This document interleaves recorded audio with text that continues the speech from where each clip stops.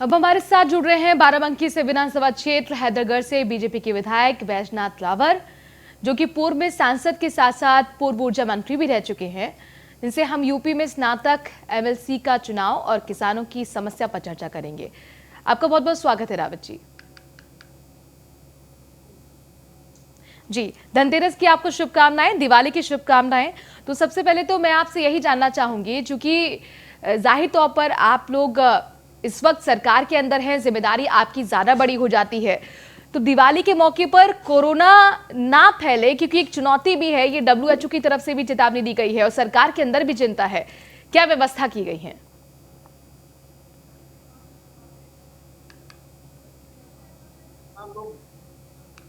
आपको बता दें कि हैदरगढ़ से बीजेपी के विधायक हैं बैजनाथ रावत, जो पूर्व की सरकार में ऊर्जा मंत्री भी रहे हैं, सांसद भी रहे हैं, काफी बड़े नेता हैं।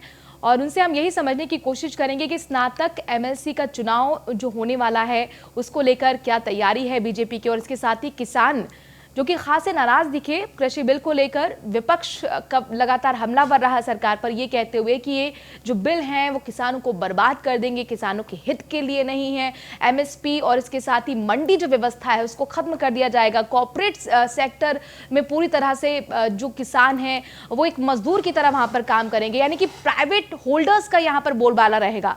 कई बड़ी रैलियां भी हुई, लेकिन इन सब के बीच में आप देख सकते हैं सरकार ने लगातार प्रेस कॉन्फ्रेंस भी की और छोटी छोटी सभाएं की, ये समझाने की कोशिश की किसानों को कि किस तरीके से ये जो बिल है वो आपके हित में है।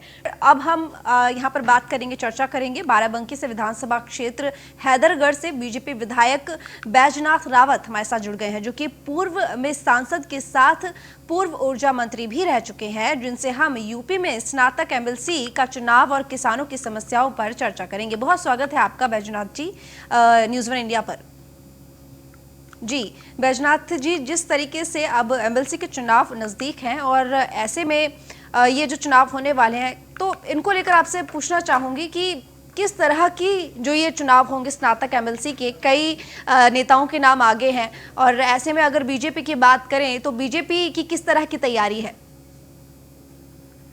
तो भारतीय जनता पार्टी अपने उच्च सदन में स्थान बनाने का पूरा प्रयास कर रही है।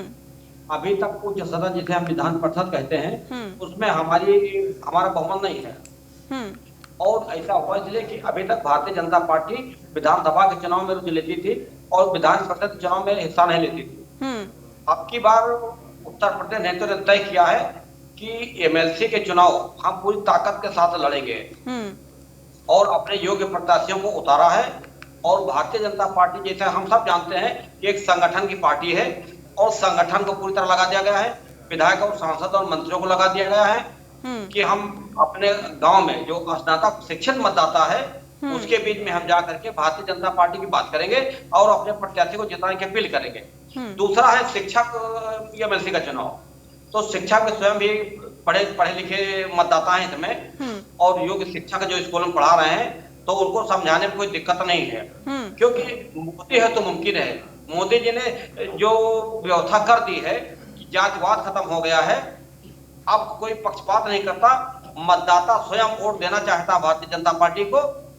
अब नेता छोटा हो गया है, मतदाता बड़ा हो गया है। बिहार का चुनाव देख सकते हैं कि सारी मीडिया ने कहा कि भाजपा हार रही है, लेकिन मतदाताओं के दिल में मोदी का जो अस्तित्व है उसके कारण सारे गरीब ने, अमीर ने, पढ़े लिखे ने, सब ने एक तरफ से वोट कर दिया भारतीय जनता पार्टी को। तो एमएलसी के चुनाव उत्तर प्रदेश जो होने वाला है वो चाहे शिक्षक एमएलसी का हो चाहे स्नातक एमएलसी का हो, ये शिक्षित समाज का मतदाता इसमें शामिल है और निश्चित रूप से हम जितने सीटें लड़ सारी सीटें हमारी बहुमत से जीतेंगे। वैसे तो बीजेपी हर सदन में अपना झंडा गाड़ती है, अब चाहे चुनाव कहीं का भी हो, लेकिन यहाँ थोड़ा सा मुद्दे से अलग हट के बात करना चाहूंगी। हालांकि मुद्दा वही है राजनीति, लेकिन अभी हम उत्तर प्रदेश की बात कर रहे थे, लेकिन मैं बिहार के बारे में आपसे थोड़ा सा पूछना चाहूंगी। जिस तरीके से बिहार में महागठबंधन एक बहुत बड़े यहाँ पर कॉम्पिटिटर के रूप में सामने आया इन चुनावों में और पूरी टक्कर दी। शुरुआत से ही देखा जा रहा था कि बराबर की टक्कर रही महागठबंधन के साथ में, लेकिन अंत में आते आते पासा एकदम से पलट गया। मैं उस स्ट्रेटजी के बारे में आपसे पूछना चाहूंगी कि आखिर बीजेपी कौन सी स्ट्रेटजी अपना रही है जो कि हर चुनावों में जीत का परचम लहरा रही है? आजादी के 70-75 साल के बाद पहली भारतीय जनता पार्टी सरकार बनी है जिसने गरीबों को, किसानों को बेरोजगारों को अब ऊपर उठाने का काम किया। चाहे हम निःशुल्क फ्री का राशन हो, चाहे हम और कोरोना काल में तमाम सुविधाएं हैं, दवा देने का निःशुल्क इलाज हो, तमाम चीजें किया। गरीब व्यक्ति पेट की रोटी चाहता है, नौजवान रोजगार चाहता है, किसान अपनी आमदनी दूनी चाहता है, और ये सब मोदी जी कर रहे हैं। तो जो उनके भलाई की बात करेगा उसकी चिंता जनता स्वयं कर लेती है। बिहार में सेम ही हुआ है। मैं तो चुनाव गया था, लालगंज में हमारी ड्यूटी लगी थी, हम घूमे हैं, देखा बहुत गरीबी वहां है। और जब हमने वोट की बात की और मोदी की बात की, कमल के फूल की बात की, भारतीय जनता पार्टी की बात की, तो गरीब व्यक्ति जो फटे कपड़े में खड़ा था उसने कहा हमें मोदी को ही तोड़ देना है, इसके अलावा मुझे किसे देखना है। लॉकडाउन में उन्होंने हमारा फ्री इलाज करा दिया, हमको फ्री का राशन दिया, हमको जीवन दिया जी, हमारे बच्चे जी गए। तो उन्होंने कहा कि जिस व्यक्ति ने हमारे जीवन को संवारा इस 6 महीने में कोरोना काल में, तो हम उसको नहीं छोड़ सकते। बाकी महागठबंधन की आपने बात की, ये सारी जनता जानती है कि सत्ता के लोग हैं और सत्ता के लिए इन्होंने गठबंधन किया था। लड़ने में व्यक्ति अकेले लड़े तब तो लगता है, जब उनके पास स्वयं लड़ने कोई क्षमता नहीं है, 10 लोगों को मिला लिया कि हमको सत्ता छीननी है जी। और जनता जब जानती है सत्ता की लड़ाई लड़ रहे हैं तो जनता उनको हमेशा नकारेगी। बिल्कुल। अब जब यूपी में स्नातक एमएलसी का चुनाव होगा तो तब भी क्या वही स्ट्रेटेजी अपनाएंगे आप? हमारी स्ट्रेटेजी नहीं है। जो मोदी जी के काम है, योगी जी के जो काम है, सारे दिखते भाई पारदर्शी सरकार है, पक्षपात विहीन है, जातिवाद से हट करके है। और जो नियुक्तियां भी हमारे प्रथम विद्यालय में नियुक्ति हुई, एक नए पैसा का रिश्वत नहीं चली। अभी कल जूनियर इंजीनियर की नियुक्ति हुई, नियुक्ति पत्र बांटे गए, बिना पैसे की नियुक्तियां हो गई। जब हम बिना पैसे की नियुक्तियां देंगे तो निश्चित रूप से नौजवान हमारे जो नौकरी में आए ये कतई भ्रष्टाचार नहीं करेंगे। जब पैसा देकर नौकरी दी जाती थी तो पैसा वसूलते थे और वो भ्रष्टाचार थे उनकी उत्पत्ति होती थी। तो जब बिना पैसा की नौकरी दी गई, मेरिट के आधार पर दी गई, जातिवाद से हट के दी गई, कोई सूची नहीं पेश की गई, तो सारा नौजवान जानता है कि भारतीय जनता पार्टी ही एक ऐसी सरकार है जो भ्रष्टाचार मुक्त और पारदर्शी सरकार दे सकती है, गरीबों के हितैषी है सरकार।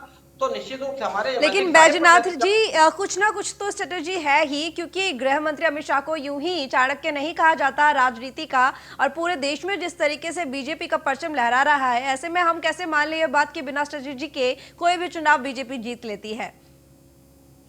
अब स्ट्रेटेजी तो जब हम कोई खेती करते हैं और उसमें अगर हम पानी लगाते हैं तो उसकी मेड़बंदी तो हम करते हैं। तो ये तो है।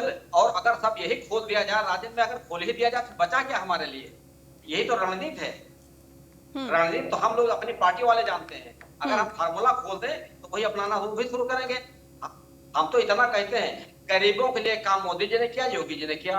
किसानों के लिए 2000 रुपए तिमाही देने का हमारे भारत सरकार ने किया। फ्री का राशन देने को, यानी कि बीजेपी विकास के कार्यों पर बात करती है और इसी वजह से बीजेपी हर चुनाव में जीतती है। जी, बहुत शुक्रिया बैजनाथ जी। जी, बहुत शुक्रिया आपका न्यूज़ वन इंडिया के साथ जुड़ने के लिए। तो फिलहाल